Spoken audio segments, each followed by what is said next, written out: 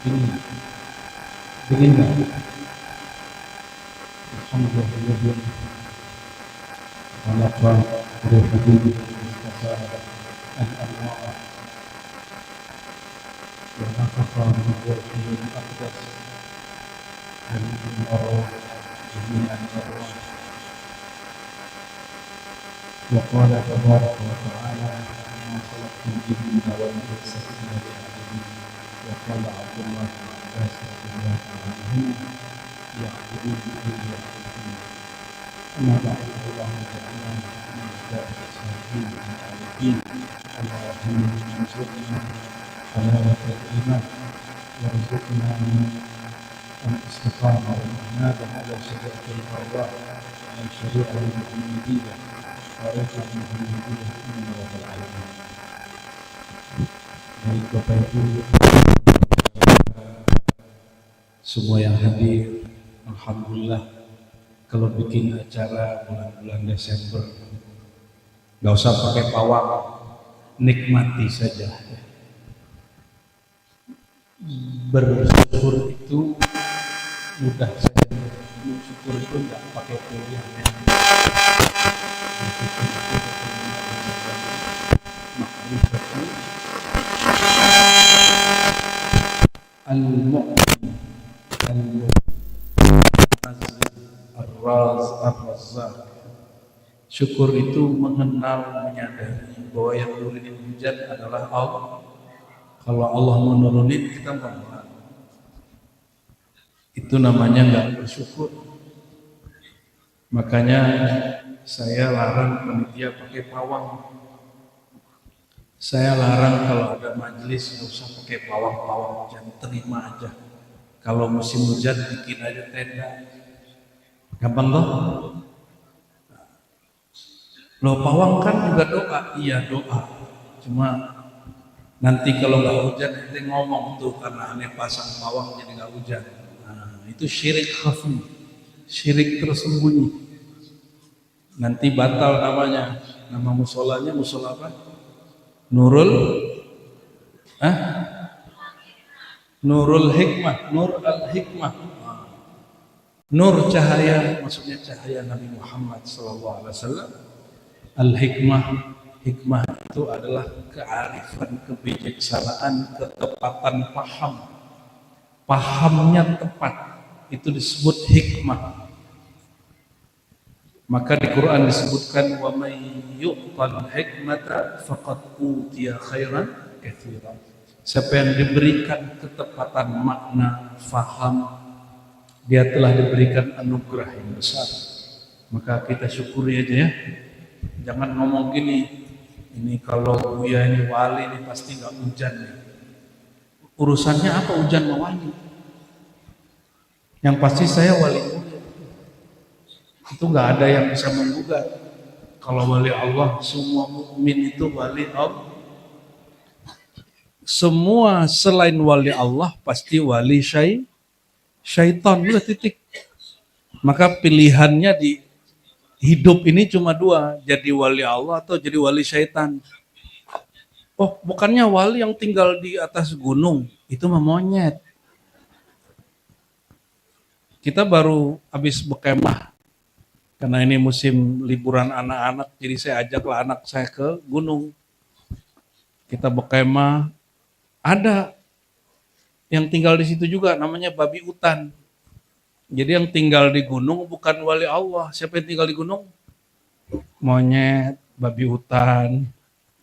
Wali Allah itu makan minum kayak kita. Tidur kayak kita. Menikah kayak kita. Jomblo kayak kita. Ada yang jomblo gak?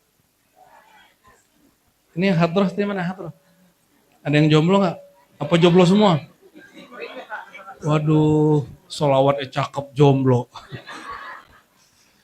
Allahumma sholli ala Muhammad.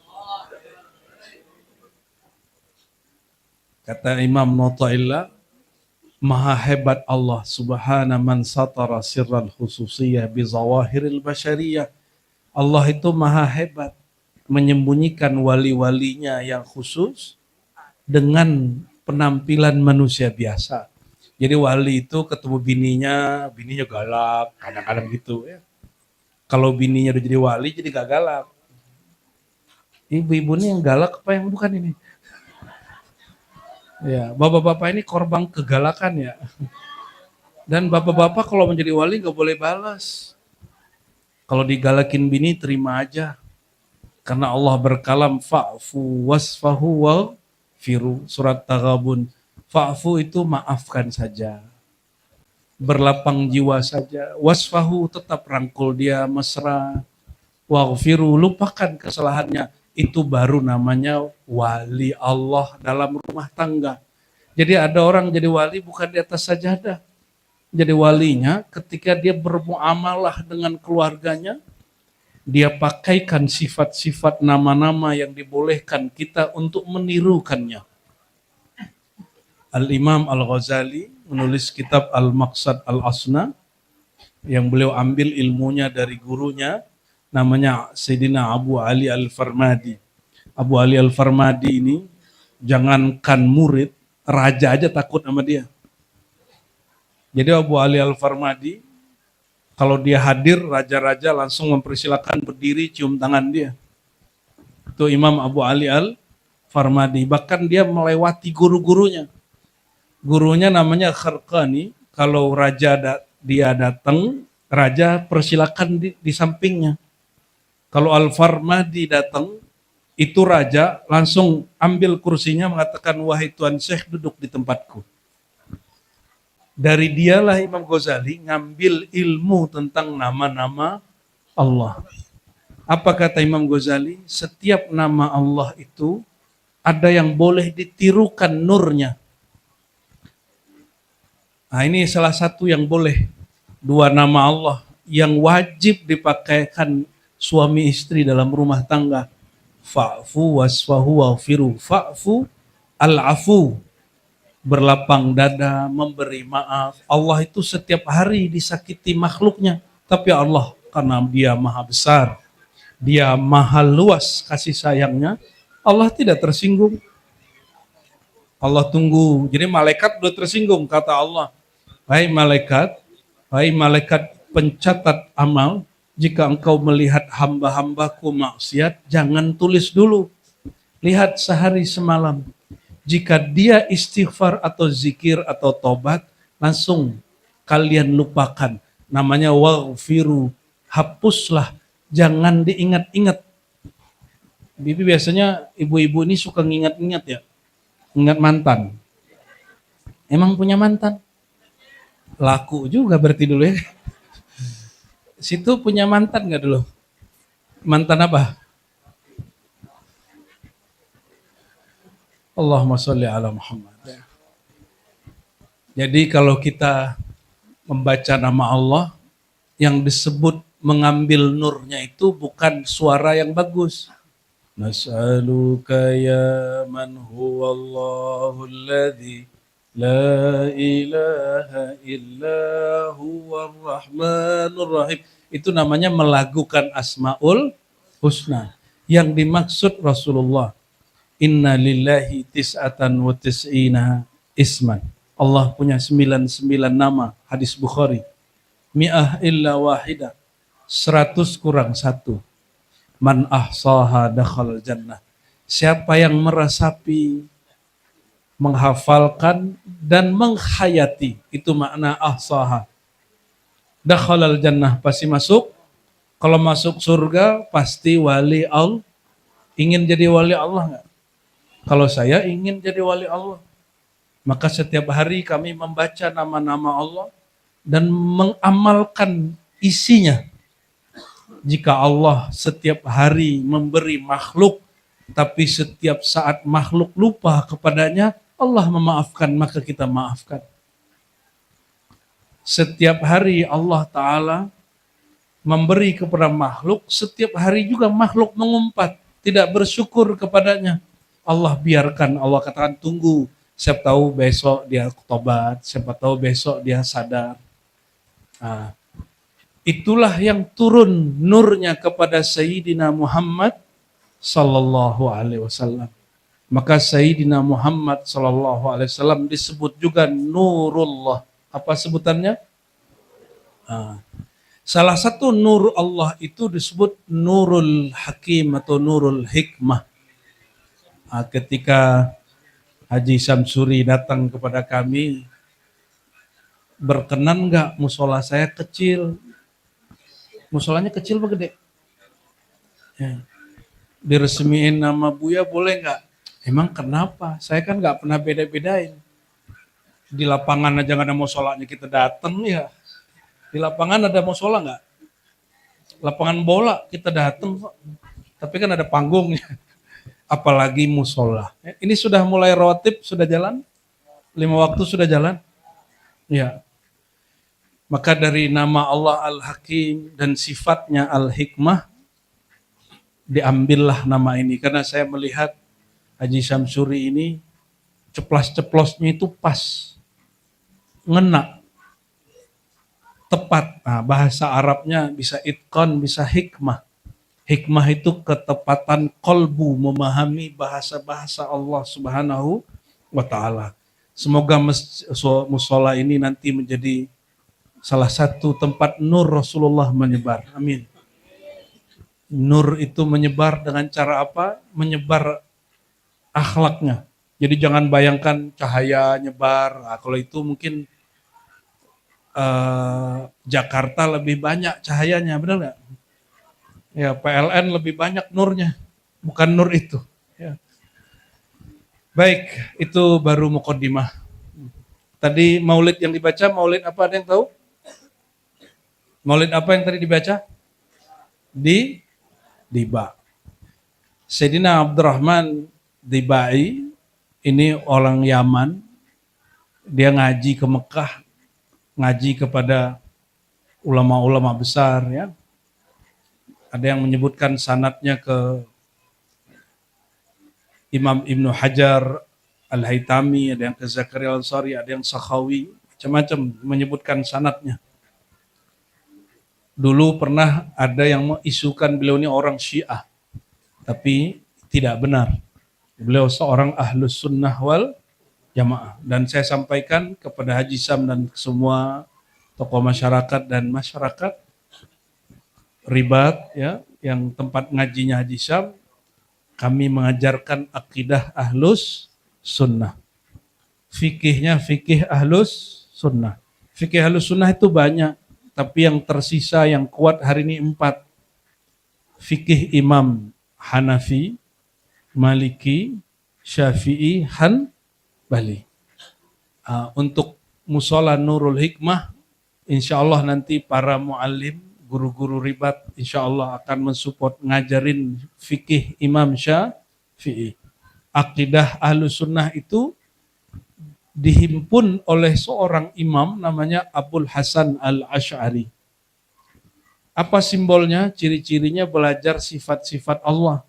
Karena sifat Allah itu banyak, dirumuskan yang wajib 20, mustahil 20, mustahil 1, wajib Nabi 4, mustahil Nabi 4, jaiznya 1, berarti disebut berapa jadinya tuh? 20 tambah 20 tambah 1 tambah 4 tambah 4 tambah 1. Jadi berapa? 5. Disebutlah akidah 50. Ya. Nanti insya Allah di musola ini akan diajarkan kitab akidah, Aqidatul Awam. Ini kalau suruh nyantri lagi kan udah ketuaan nih kan. Benar nggak? Ini kiai kalau menerima bingung deh. Waduh, kalau diterima ntar beranak di pesantren ntar. Makanya kami di Ribat berinisiatif bikin halakoh-halakoh, kita sebut ribat, ngambil dari kalam hadis Nabi, fadzalikumur ribat. Ya. Itulah ribat. Ribat itu hati yang terikat ke masjid-masjid rumah Allah. Rumah Allah itu Nabi fungsikan dulu sebagai apa? Sebagai tempat ibadah, tempat makrifah. Dan juga duyuf, ikramud duyuf, menghormati tamu.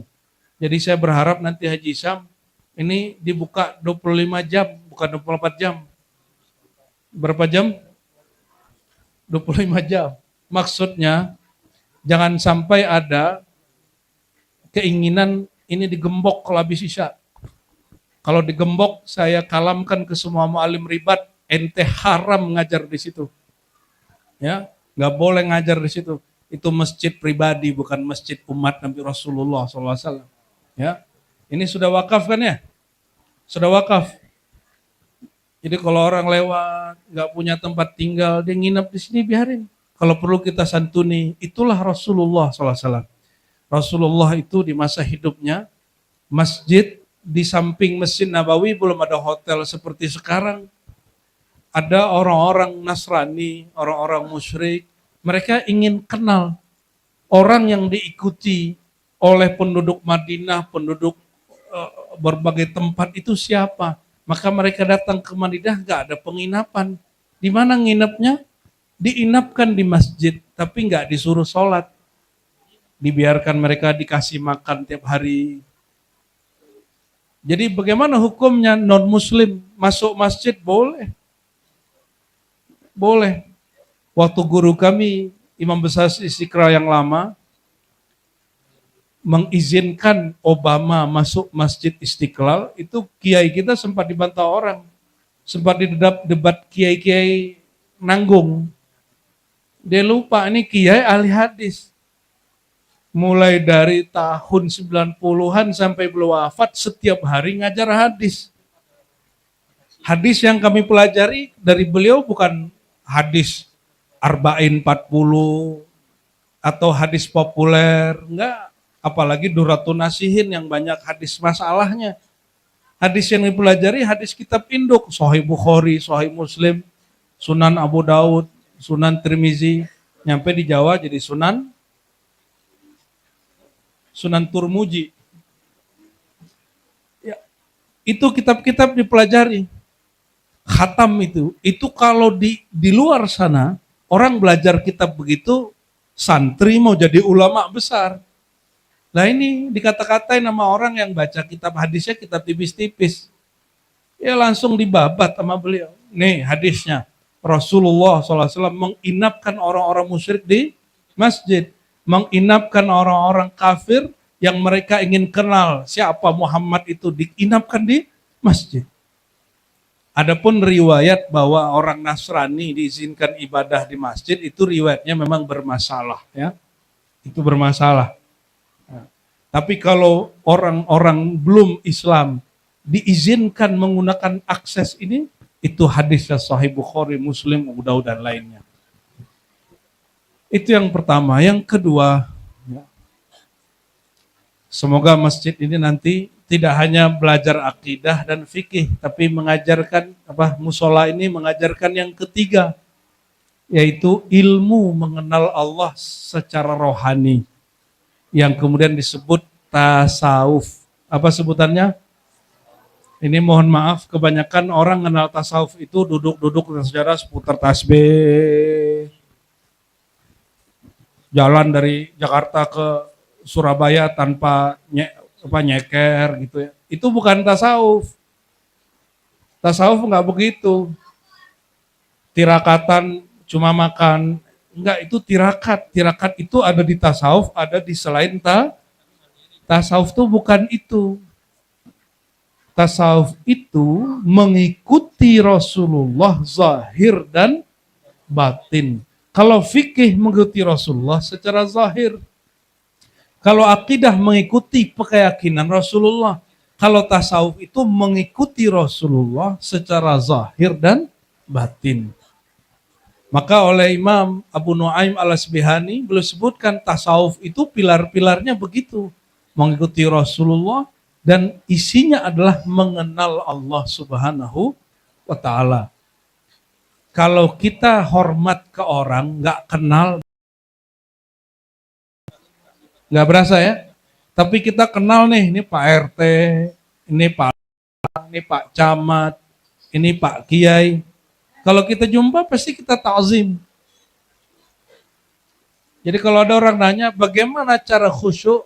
Kenali yang kau sembah. Pasti engkau khusyuk. Sudah kenal Allah belum? Belum. Terus sholat nyembah siapa? Nyembah Allah. Tuh kenal. Baru kenal nama ya. belum kenal yang punya nama. Nah, itu tasawuf. Tasawuf itu mengenali yang punya nama. Tasawuf itu bukan zikir 70.000 merem gitu, tinggalin anak bini, enggak begitu. Itu bertarekat, latihan mengenal Allah, latihan zikirnya.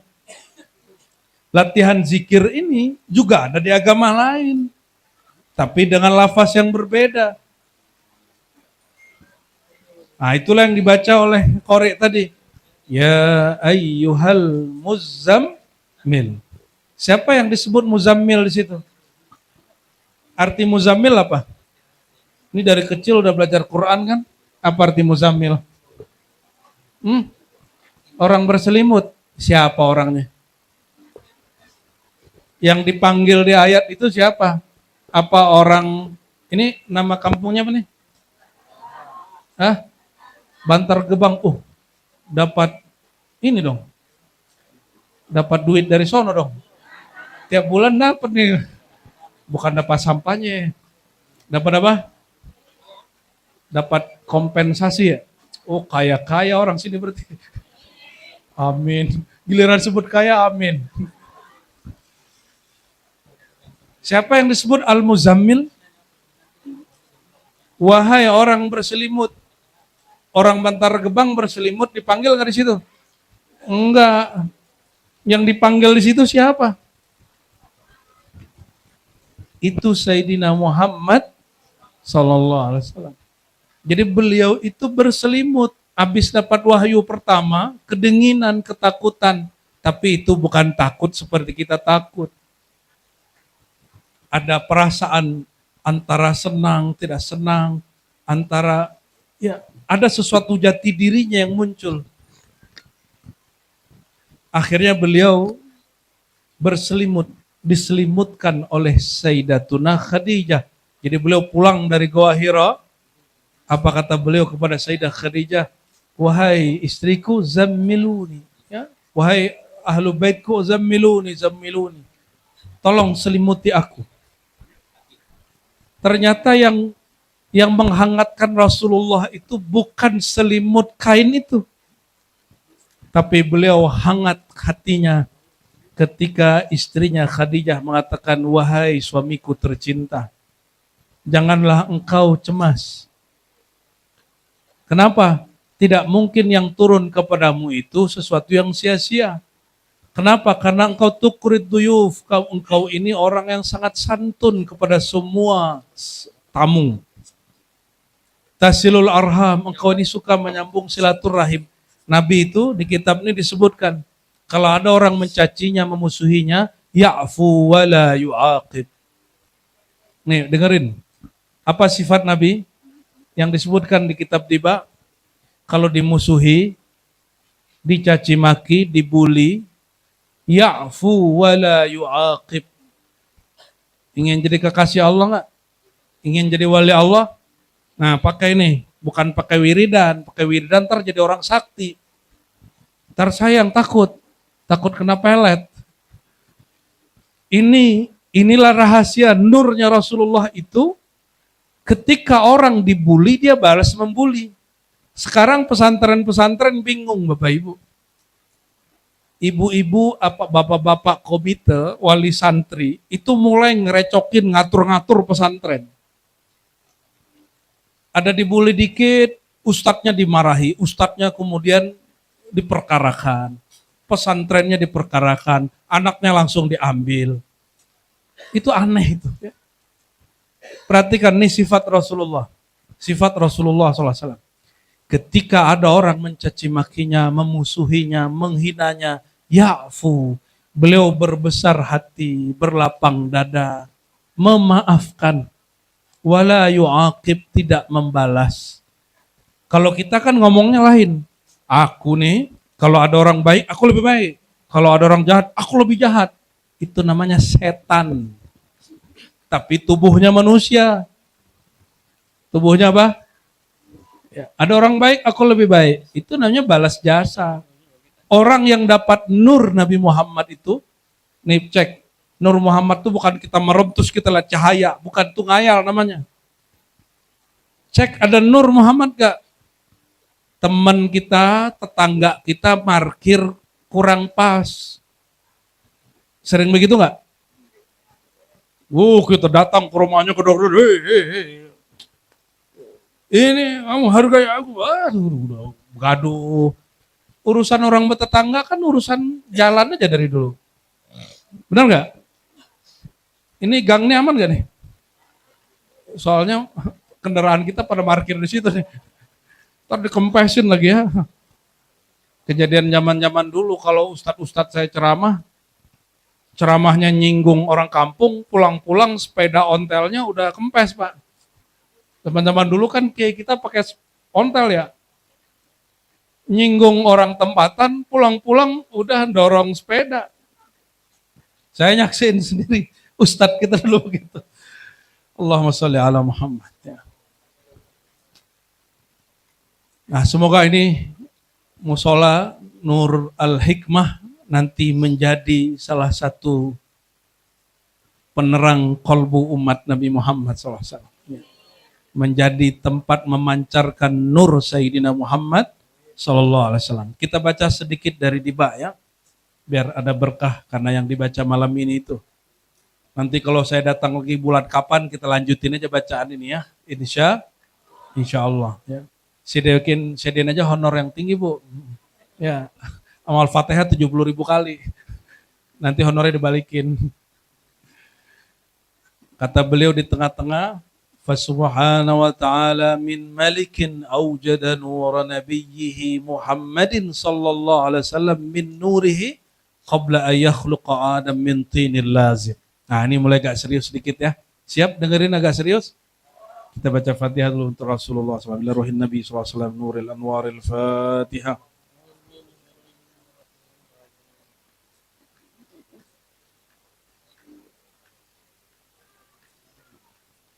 Berkata musannif Sayyidina Abdurrahman Ibn Daiba, maha hebat Allah Ta'ala aujada nura nabiyyihi, yang mewujudkan nabinya, yang mewujudkan nur Nabi Muhammad dari nurnya, min nurihi, yang menciptakan nur Muhammad dari nurnya Allah itu sendiri. Allah itu menyebut dirinya nur. Dalilnya surat An-Nur ayat 35. Allahu nurus samawati wal ard. Itu agak panjang. Ini wirid saya selama nyantri. Setiap malam kalau sholat witir, rakaat pertama Allahu nurus samawati wal ard. Rakaat kedua kulhu. Ya. Rakaat ketiga nanti kulhu, kul falaq, qul binnas ya.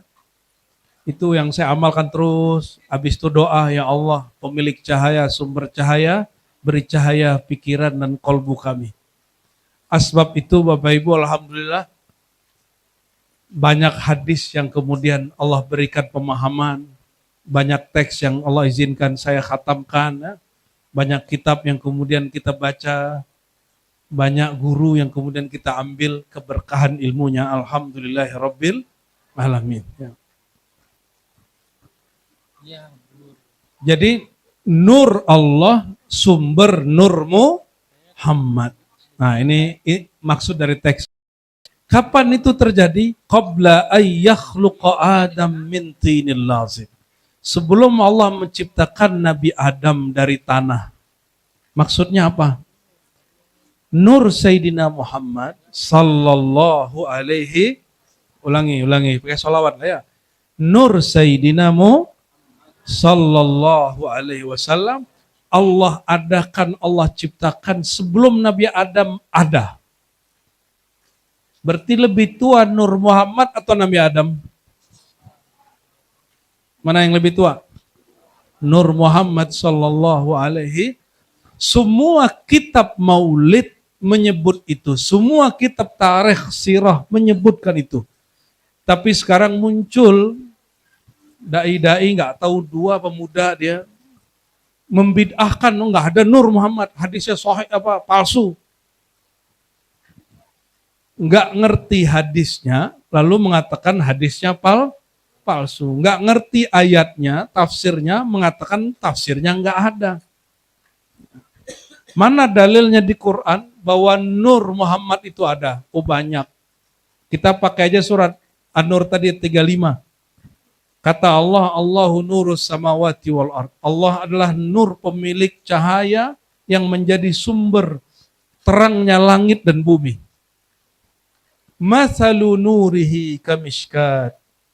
Perumpamaan nurihi, kata Sayyidina Abdullah bin Abbas dan muridnya Sa'id bin Jubair dan sampai kepada Imam Fudail bin Iyad mengatakan apa? Mathalu nurihi ay nur Muhammad. Perumpamaan nurnya Muhammad. Berarti nur yang pertama Allahu nurus samawati wal ard, nurullah. Mathalu nurihi, nurmu. Siapa yang berkalam? Sahabat Nabi Abdullah bin Abbas, murid-muridnya Sa'id bin Jubair, dan sampai kemudian guru-guru kita sampai hari ini. Kalau orang nggak percaya ada Nur Muhammad nggak apa-apa, ya, karena Nur Muhammad bukan bab iman, ini hanya bab pengetahuan. Orang kalau kenal, dia mengenal sosok yang dia kenali, asal muasalnya, asal muasal Sayyidina Muhammad adalah nur. Yang lahir abad ke-6 Masehi itu namanya Muhammad bin Abdullah. Ya. Sayyidina Muhammad bin Abdullah itu jasadnya. Sedangkan nurnya sudah ada sebelum jasad. Paham? Nyambung? Jangankan Muhammad bin Abdullah sebagai jasad yang kita hormati, cintai, Sayyidina Adam pun belum ada, nur Sayyidina Muhammad sudah ada. Berapa lama? Riwayatnya macam-macam, ada yang menyebutkan 4.000 tahun, ada yang 12.000. Imam Ghazali punya kitab Sulwatul Arifin, cuma riwayatnya memang di situ banyak yang tidak sahih. Ya. Ada satu riwayat dari Ibnu Abbas bahwa nur ini sudah ada sebelum Aras 12.000 tahun. Aras itu Bapak Ibu mencakup langit dan bumi. Aras itu Allah cipta, itu mencakup semua alam. Jadi kita sekarang di bumi apa di langit? Di bumi, beneran? Coba cek dulu bener gak bumi nih? Benar di bumi? Betul nih. Tubuh ini bukan sesuatu yang mesti dijaga-jaga amat. Dia akan menua. Benar? Sudah ada yang tua belum di sini? Sudah ya? Itu bukti dulu kan baby nggak punya gigi lucu. Kalau sudah tua nggak punya gigi nggak lucu. Serem. Yang ngomong serem siapa ini? Dan kita sudah lihat mau dia raja, mau dia wali, bahkan para nabi. Kalau dia punya jasad, jasadnya pasti kemudian mati. Yang nggak mati ruhnya, nurnya tidak padam. Oleh karena itu cukuplah jadi ibrah orang terdekat, guru-guru, orang tua, para kiai, semua orang kaya, semuanya mati itu cukup. Tapi yang masih eksis, masih ada itu apa? Nurnya. Di dalam nur itu Allah menyimpan rahasia yang kita sebut ruh. Roh ya. Di situ Allah simpan rahasianya. Maka nur ini menjadi wadah tempat dia. Allah ciptakan nur Sayyidina Muhammad sebelum Nabi Adam. Nabi Adam dicipta dari tanah. Tanah itu asal muasalnya Allah cipta dari nur. Percikan nur Sayyidina Muhammad. Diciptakan dari nur itu seluruh unsur-unsur alam. Unsur alam itu dibagi 4 aja. Air, api, udara, tanah. Apa ulangi? Air, api, udara, dari air, dari api, dari udara, dari tanah. Dihimpun semuanya, dibuat dominan tanah. Diciptalah Sayyidina Adam dari tanah yang ada di bumi.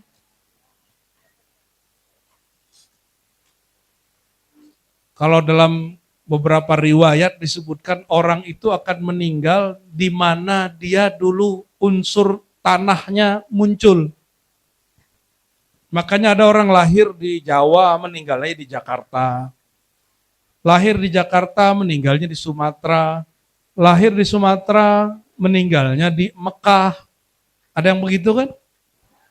Nabi Muhammad ketika Allah cipta, itu dipilih tanah-tanah terbaik di alam semesta. Dan tanah terbaik itu dari negeri terbaik. Bahasa Arabnya Thayyibah. Thayyibah itu mu'annas, feminim. Bahasa Arabnya untuk laki-laki Thayyib. Bukan Bang Thayyib yang 3 bulan gak pulang-pulang. Thayyib itu abang baik artinya. Cuma jadi lagu, jadi abang jahat. Kalau Thayyibah, Thayyibah artinya negeri yang baik, tanah yang baik. Itu nama lain dari Al-Madinah Al-Munawwarah. Dari tanah itu, tubuh Nabi diambil, dari Mekah juga diambil. Makanya wafat beliau di mana? Di Madinah. Nabi SAW lagi Mi'raj, lagi Isra, terbang pertama, kata Jibril, kita turun di negeri yang banyak pohon kurma. Ini yang sudah umroh, yang belum umroh semoga segera umroh. Amin. Bi barakati Rasulillah SAW. Di Mekah ada kurma nggak? Pohon kurma. Pohon kurma, bukan kurma. Pohon kurma tumbuh banyak nggak di Mekah? Wah, berarti belum ke Mekah ini. Mekah itu gunung, bukit, batu, lembah, batu lagi, batu, begitu aja semua. Nggak ada. Jangankan pohon kurma, rumput aja susah tumbuh. Kata Jibril, kita turun dulu di kampung yang elok, Thayyibah. Turun di situ, Nabi sholat 2 rakaat. Itulah yang sekarang jadi Masjid Nabawi, tempat beliau sekarang beristirahat tenang itu. Tempat beliau dulu sholat. Jibril masih diem. Selesai, Jibril mengatakan, wahai Muhammad, tempat yang kamu tadi sholatin itu, nanti kamu akan hijrah ke situ. Nabi lihat-lihat, kok banyak pohon kurmanya. Beda dengan yang di Mekah. Jadi Nabi SAW 3 tahun sebelum hijrah, sudah dikasih tahu kisi-kisinya, engkau ini akan hijrah kemana. Tapi beliau bermujahadah dan berijtihad. Ketika para sahabatnya dicaci maki, disiksa, dikirim dulu ke Sudan, ke Habasyah, Ethiopia.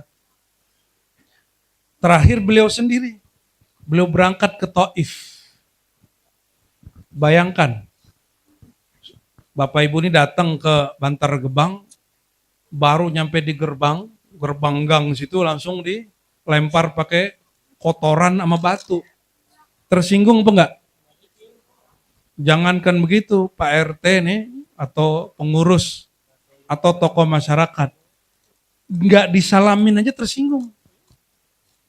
Enggak disenyumin aja tersinggung. Enggak disebut yang terhormat Fulan bin Fulan, Pak, tersinggung. Ini Nabi SAW, penghulu alam semesta, namanya beliau disambut di langit, disambut di aras, di bumi kecil namanya Taif gak disambut. Itu kalau orang gak sombong dikit gimana? Lu gak tahu siapa gua gitu ya, kalau orang Bantar Gebang gitu ya. Lu gak tahu siapa gua, emang lu siapa? Digituin dia. Nabi Muhammad gak ngomong gitu. Nabi Muhammad ngomong gitu. Ya. Ini kalau orang Betawi misalnya nih dimarahin orang, kamu nggak tahu gue orang Betawi kan gitu kan? Orang Jawa mungkin ngomong gitu juga kali. Pribumi kan ngomong gitu. Gua nih pribumi. Nabi Muhammad punya akses untuk memiliki alam semesta, tapi beliau nggak belagu begitu. Apa kata beliau? Ya, ketika dicaci maki, ketika dilempar kotoran, ya, jawabannya sederhana. Ya Rob, maafkan mereka, mereka tidak mengerti siapa aku. Nabi nggak nyalahin mereka, cukup mengatakan mereka nggak ngerti siapa aku. Itu yang disebut ya'fu wala yu'aqib, itulah nur. Ini ciri-ciri orang punya nur. Jadi ini para pengamal tirakat, nur itu bukan kalau lagi zikir terus melihat ada cahaya masuk. Itu ngayal namanya. Ada yang benar juga, ada yang enggak. Ya. Tergantung nanti silsilah ilmunya ke siapa. Kalau ke setan ya khayali syaitani. Kalau dia punya mursyid ya khayalinya hakiki gitu. Nanti dibimbing sama gurunya. Tapi kebanyakan gitu halu. Tahu halu nggak Bu? Bapak tahu halu, Pak? Apa tuh halu? Halusinasi, mengkhayal. Ya. Sebenarnya khayal itu wajib. Ini Haji Sam ini kan kalau bikin desain mebel kan bagus. Bener gak? Dia sebelum bikin pasti ngayal dulu, bener gak? Ibu-ibu suka bikin kue gak, Bu? Kalau bikin kue ngayal dulu gak? Bayangin dulu gak? Saya mau bikin, itu namanya khayali. Itu khayali, berarti berkhayal itu boleh atau tidak? Bukan hanya boleh, wajib. Dibayang-bayangkan, emang dibayang-bayangkan. Tapi dibayangkan yang sesuai ilmunya. Bayangin jadi wakil presiden gak? Kenapa ini kalau sebut wakil presiden ente kesenyum-senyum? Kayaknya ada dendam sama wakil presiden ente. Atau mau jadi ketua PB? Tapi bukan NU, Nahdlatul Udud. Tuh, di sono tuh ada nih. Pengurus besar Nahdlatul Udud. Ya, ini dari tadi nggak ngudut ya? Oh, mantap lah. Alhamdulillahirabbil wa arada fakhrahu 'alal asya wa qala hadza sayyidul anbiya wa ajallul asfiya wa akramul habaib. Nah, dari sini kata habaib keluar. Setelah Allah ciptakan nur, Allah kemudian dari nur itu, cahaya itu memancar nggak? Disebut pancaran cahaya. Kalau kita pakai kamera, coba sorot TV, itu cahayanya bergelombang-gelombang nggak? Nah, cuma kalau pakai kasat mata ini nggak kelihatan bahwa cahaya itu memancar. Karena ini dekat, kita nggak ngerasain gelapnya. Itu matahari yang sampai ke kita sekian menit baru nyampe di bumi. Cahaya bulan itu sekian menit baru nyampe di bumi. Petir, kalau terjadi petir duluan cahayanya apa suaranya? Cahaya dulu, berarti cahaya ini cepat sekali dia bergerak. Kalau suara lambat. 2 detik kita setelah melihat petir baru bunyi geledek gitu ya. Begitu kan? Kenapa? Karena kecepatan cahaya merambat itu lebih cepat daripada suara. Inilah orang bertanya, lebih mulia mana? Nabi Musa atau Nabi Muhammad? Jawabannya, lebih cepat mana nur sama suara? Yang diterima Nabi Musa suara apa nur? Suara. Nabi Musa nggak jumpa dengan Allah, dia mendengar maka kata Imam Syarqawi, wa u'tiya Musa alfa quwwatis sama. Sayyidina Musa diberikan 1000 kekuatan mendengarkan. Sehingga ketika Sayyidina Musa mendengarkan suara Tuhan, itu dia nggak gila, nggak hancur. Itu gunung yang sekarang terjadi longsor di mana-mana. Ya, kalau di dalam teks yang kita baca ya banyak kitab, ketika Allah berkalam kepada setempat, tidak ada yang menyangganya. Tasbih-tasbih nggak ada lagi yang nyangga. Yang bertasbih siapa? Pohon-pohon, hewan-hewan. Yang menyangganya sudah nggak ada. Kalam Allah turun, maka tanah-tanahnya akan ikut hancur. Oleh karena itu ini sederhana, kita nggak ngomong ilmu fisika, kita ngomong ilmu Nabi Muhammad SAW. Ada orang meninggal supaya dia tidak disiksa dengan dosa kecil bernama tidak istinja, tidak taharah. Oleh Nabi dikasih apa? Apa dikasih di atas kuburannya? Pelepah, benar nggak? Ditancepin pelepah, kata Nabi, la'alla yukhaffafa. Semoga dia diringankan malam yaibas. Selama itu pelepah belum kering. Kata Imam Suyuti, selama pelepah kurma belum kering, ada malaikat yang bertasbih di situ. Tasbih itulah yang menahan untuk tidak disiksa yang di bawahnya. Bayangkan Kalau pohon-pohon ditebang, hutan-hutan digunduli, lalu kalam Allah turun. Secara ekologinya, hujan turun nggak ada yang nahan. Tapi kan orang lupa, hujan ini turun di perintah Allah itu turun sendiri. Kenapa kita pernah nggak berdiri, depan kita hujan, kita nggak hujan? Atau kita kena hujan 3 meter itu nggak hujan? Pernah ngalamin?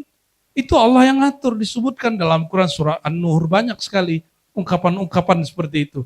Allah yang batas-batasin hujan. Ketika para sahabat ya kena debu angin, terus apa kata mengumpat api angin. Angin sial gitu. Nabi marah. Nabi marah mendidik. Kalau marahnya orang Bantar Gebang apa? Kalau bau sampah sampai sini ya. Nabi marahnya mendidik, kata beliau, la tasubburrih, jangan kamu caci maki makhluk bernama angin. Fa innaha ma'muratun. Karena angin itu diperintah. Siapa yang perintah? Allah. Diperintahlah malaikat menghalaunya. Ada tasbihnya, ada zikirnya udah pada angin itu. Maka kalau dengar suara geledek, bacanya apa? La hau, jangan apa, kan banyak nih yang latah. Kalau suara geledek, nyebutnya apa? Kodok gitu ya. Nanti kalau diledekin sama malaikat maut, sebelum meninggal baca kodok nanti ya. Syekh Abdul Qadir Jilani ngikutin jalan Imam Shibli. Abu Bakar Shibli, Syekh Abdul Qadir Jilani, ini diceritakan oleh anaknya. Ayahandaku Syekh Abdul Qadir Jilani sebelum meninggal, beliau baca apa? Dari kolbunya baca Allah, Allah, Allah. Jadi dia kalau kaget bacanya Allah. Mau gerak bacanya Allah. Kata anaknya, ayahandaku saat ditarik nyawanya oleh malaikat maut, dia tidak merintih. Dia hanya baca Allah, Allah. Ini kalau meninggal ntar gimana ini? Apa yang dibaca ini? Orang mau meninggal, dilihat cara dia mau tidur. Mau meninggal dengan indah atau tidak indah. Maka mulailah punya tabiat kebiasaan baik sebelum tidur. Jangan nonton bokep Pak sebelum tidur. Apalagi nonton film-film apa yang melalaikan kepada Allah. Nonton nyanyi-nyanyi sebelum tidur itu jangan. Saya khawatir nanti meninggalnya dalam keadaan lalai. Sebelum tidur itu jangan dikira tidak ada nilainya. Tidur itu kalau dalam nama Allah dia ibadah. Benar gak? Tidur ibadah gak? Ya. Jangankan tidurnya orang puasa, tidur orang gak puasa aja ibadah. Saya nih tidur, niatnya besok mau kerja nafkahin anak istri. Maka kerja saya itu ibadah. Supaya kerjanya kuat harus tidur. Maka tidurnya jadi ibadah. Jadi bapak-bapak tidur harus kualitasnya bagus. Ibu-ibu kalau bapak-bapak mau istirahat, fasilitasi bagus-bagus. Layani baik-baik. Karena mereka sedang beribadah. Saya sering sampaikan kisahkan Imam Syazili, salah satu wali ghaus, wali kutub di zamannya. Dia ngomong ke muridnya, wahai Ananda, aku mau wiridan. Tahu-tahu ambil batal, miring ke kanan, terus tidur. Muridnya ini bertanya-tanya antara syak ragu dengan macam-macam. Katanya mau wiridan kok ngorok. Rata-rata kan cowok ngorok ya, Pak ya. Ini pada ngorok kan nih tidurnya. Ngorok ya. Orang ngorok kan nggak tahu dia ngorok. Yang tahu istrinya. Tapi kalau orang udah cinta ngorok tuh bunyinya tasbih. Subhanallah. Allah. Tapi kalau udah gak seneng, gini doang udah gak enak bunyinya. Ih, berisik. Tapi kalau cinta, ngorok itu indah sekali. Justru kalau gak ada yang ngorok, dia rindu. Samping gua nih, dicari-cari kalau cinta. Nah, jadikan tidur itu ibadah. Gimana caranya? Niatkan tidur untuk ibadah besok. Nah, kalau ini kan biasanya tidur biar besok kerjanya oke. Mau naik gak makomnya? Mau. Tidur niatkan tahajud. Mau gak? Amal yang paling jarang orang amalkan itu yang dibaca tadi. Ya ayyuhal muzammil, wahai orang yang berselimut, qumil laila illa qalila. Bangunlah malam hari meskipun sedikit.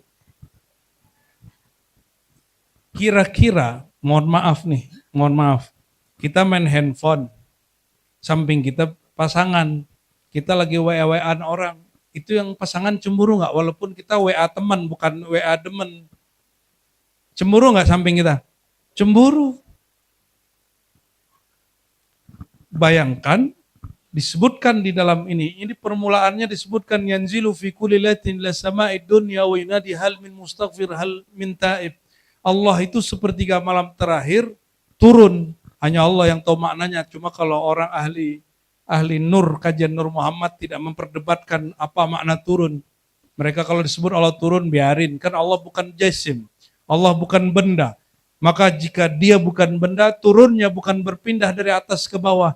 Tapi turunnya adalah keberkahan rahmat bagi alam semesta. Sepertiga malam terakhir Allah datang. Allah datang ketuk-ketuk. Apa kata Allah? Hal min mustaghfirin. Hai yang tidur, adakah yang minta ampun yang tadi berdosa? Apakah malam ini kalian minta ampun? Wahai yang punya hajat, apakah kalian malam ini mau meminta pertolonganku? Tapi kita main handphone, nonton bola, ya kan? Giliran jawab WA cepat. Giliran Allah WA kita lelat ya. Itu WA-nya masuk ke handphone gak tuh? Ternyata sebelum smartphone ada itu, di kolbu ini sudah ada alat komunikasi yang canggih. Kalau orang nyebutnya telepati, kalau saya nyebutnya telekalbi. Punya gak Bu? Bapak punya? Telekolbu. Kolbu ini bisa koneksi loh Pak. Ini jamaah ribat nih, pernah suluk 10 hari di Padang. Mereka ini kan suka ngemper terus ngudut. Ada yang gak ngudut ya, yang gak ngudut dibully. Ketika Riyadhah 10 hari i'tikaf, 10 hari terakhir Ramadan, mereka dipisah, kangen, rindu. Duduk depan surau, depan musola kayak gini. Dia bayangin temannya itu yang suluk di surau satu lagi. Ternyata yang di sono juga lagi bayangin dia. Nah ini orang yang salah satunya nih, berdua ini. Masuk itu juga tuh ya. Kok bisa? Kata Imam Najmuddin Kubra ya, dalam kitab Fawatihul Jamal ya, wa Fawaihul Jalal itu kalau salah nama kitabnya. Kapan ruh itu berkunjung? Idza dzakartahu. Jika engkau ingat sosok seseorang yang engkau rindu, yang engkau cinta, engkau kenang, temankah, kekasihkah, mantankah, apalagi? Sebenarnya ruhmu sedang berkunjung. Kalau kita disambut orang dengan sumringah, senang nggak? Kalau ruh dia sambut kita, senangnya bukan main. Jika jauh, ya kirimlah doa. Jika sudah pindah alam, kirimlah Al-Fatihah. Ya, insya Allah sampai itu rindunya. Kan ruh ini tidak menempati tubuh Bapak Ibu. Ruh kita ini hanya diberi suatu rahasia yang menghubungkan dengan jasad. Rahasia itu nanti yang diputus, maka mati namanya. Memutus rahasia itu jika jiwa ini kecantol sama dunia. Dunia itu bisa anak, pasangan, kerjaan, rezeki, duit, apa rumah. Itu yang bikin hati tersita. Kalau pikiran kita selama hidup banyak tersita ke situ, orang matinya susah. Jadi apa yang disebut su'ul khatimah? Orang meninggal itu kan dia meninggalkan dunia. Sedangkan badan dia sedang melekat kepada dunia. Jadi melepas itu yang bikin sedih dan sakit. Sakitnya bukan main. Maka Nabi mengatakan innalil mauti sakarat. Bagi maut itu ada sakaratnya, ada mabuknya. Nah inilah yang diajarkan Nabi Muhammad SAW, ya, bagaimana cara melepas, dan itu lewat mengenal nurnya. Nah, ini kalau dijelaskan lagi masih panjang. Ya. Nur ini Bapak Ibu kalau masuk ke kolbu, kolbu terang. Apa kata Ibn Athaillah? Al-kaunu kulluhu zulmah. Alam semesta itu semuanya gelap. Kecuali yang ada nur Sayyidina Muhammad sallallahu alaihi wasallam. Maka ya kata penyair pembuat penggubah sholawat, baitun fihi Muhammad la yahtaju ila suruji. Rumah yang di dalamnya ada nur Muhammad tidak memerlukan kepada cahaya lampu pelita. Ini rumah Allah secara zahir, namanya musola atau masjid. Nurnya bukan cahaya itu. Nurnya adalah ada orang zikir di dalam, ada orang sholat di dalam, ada orang itikaf di dalam. Itu yang disebut bercahaya. Yang Nabi katakan, nawwiru buyutakum, hidupkan, nyalakan lampu cahaya rumah-rumahmu dengan baca Quran dan zikir dan sholat. Nah, ini malam ada hadiah sedikit buat kita semua. Hadiah mengenal diri. Bahwa rumah yang sejati bukanlah rumah yang dari semen, dari kayu, bukan rumah, ini rumah ya dinisbat sebagai rumah Allah tempat sholat. Tapi rumah yang sebenarnya kata Imam Ghazali, al-bait al-haqiqi qalbukum sudurukum, qulubukum sudurukum. Rumah sejati itu adalah kolbu kita sendiri. Kalau ada orang sholat di dalam situ, hatinya mikirin dunia, dia disebut sholat nggak? Zahirnya sholat, batinnya tidak. Maka sholat yang sebenarnya ketika ada orang di masjid, di surau dimanapun, dilanggar dimanapun, itu bukan jasad itu sebenarnya yang sholat, tapi kolbu dia yang sedang ingat Allah, itulah kesejatiannya sholat. Namun karena kita masih punya tubuh, wajib ruku dan sujud bernama sholat. Maksudnya apa? Tidaklah manfaat musola ini kalau kolbu kita nggak bercahaya. Ya. Maka nawwiru buyutakum.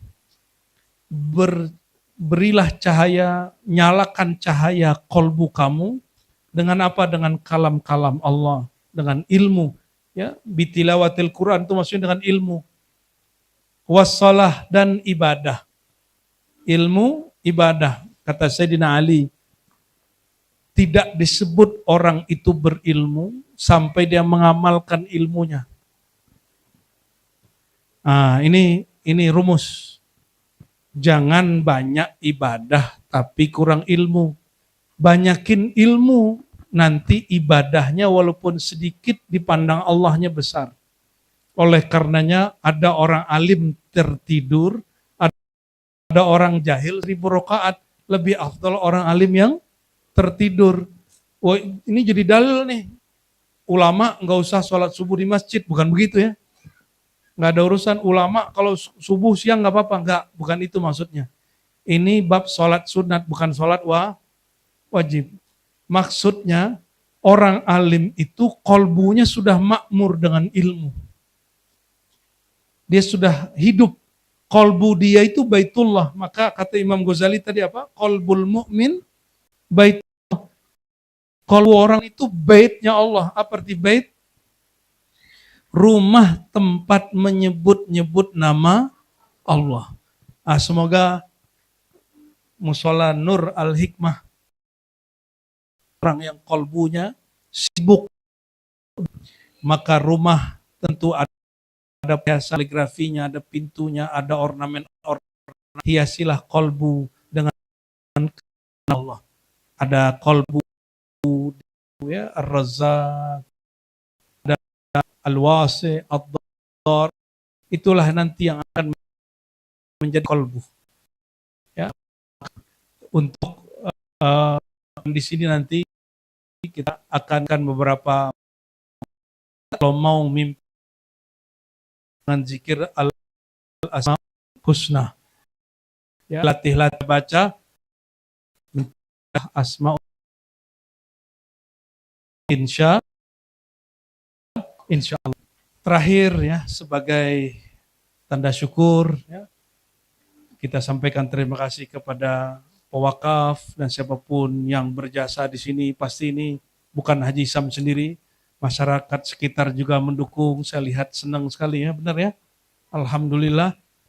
Sebagai tanda terima kasih saya sampaikan ke Haji Sam, insya Allah nanti dalam waktu berkala akan ada mu'alim yang ngajar di sini. Ya. Insya ini khusus juga beliau datangkan ada hafiz Quran dari Lasem, tapi asli Pati, sekampung sama Haji Sam. Ada Gus Hadi di samping kiri saya. Ada juga nih Lora ahli hadis. Kalau Bapak Ibu kan ahli hadas. Kalau dia ini ahli hadis, cuma nyamar jadi orang gondrong ya. Satu ahli Quran, satu ahli hadis ya. Semoga kedatangan beliau-beliau ini dapat mewarnai nur yang ada di Mushola Baitul Hikmah ya. Nanti per berapa bulan semoga beliau-beliau mau datang sini ya. Khataman. Nah ini Gus Hadi malam ini mungkin mulai khataman, mungkin dia malam ini sejus dulu, besok dia khatamkan sampai 30. Insya ada yang mau ikut bantu gak? Mau khataman? Mungkin nanti dari jamaah ada perwakilannya, dari bapak-bapak aja karena Gus Hadinya cowok. Semoga nanti ada sahib-sahibnya Haji Syam, nanti temenin beliau khataman. Ya, jangan biarkan sendiri, ntar dia sendiri aja yang dapat nurnya. Dia pulang nurnya dibawa ke Lasem, padam. Nah, walhasil alhamdulillah ala kulli hal wa fi kulli hal walhamdulillah ala kulli ni'mah wa fi kulli ni'mah. Saya mohon maaf ya jika ada kalam yang tidak tepat ya. Mungkin bahasa kurang oke, waktunya terlambat. Sebenarnya bukan terlambat, saya sudah datang dari jam sekian, cuma nungguin biar hujannya agak mundur dikit lah gitu. Tapi ini alhamdulillah berkat hujan Bantar Gebang tidak bau, betul nggak?